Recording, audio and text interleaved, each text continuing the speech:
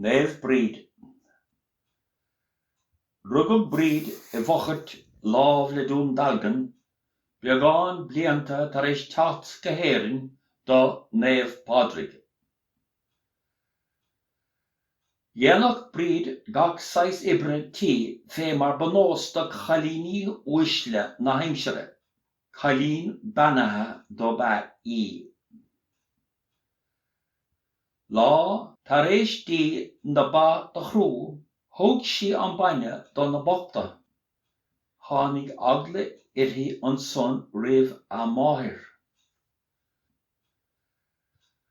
Rí sí chun dé an bucéad a líana a ríis. Nuair a ris sí an baile, bhí an bucéad níos láine ná bucéad éine eile. Mar gheall bheith chomh fial thugadh sí gach ní do na bogta. Lá thug sí clíomh a thathar uaithí. Bhartaigh a thathar í thuairt le pósa.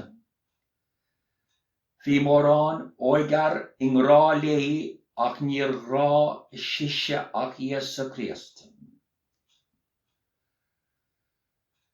Nuair a bhí sí le pósa ar ordú a thathar, tháinig galar ó phásach a thaid.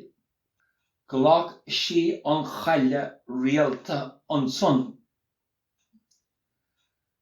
Nuair a chosraigh sí féin chun géim, tháinig a tháileacht thar nais a ríis, agus dúradh go raibh sí cosúil le muire máthir dé. Thóg sí mar chill crann dara go raibh iomna haall ann. Is an aice leis a bhunaigh sí an chlochar till dara. Déag sí sa mbliain 525.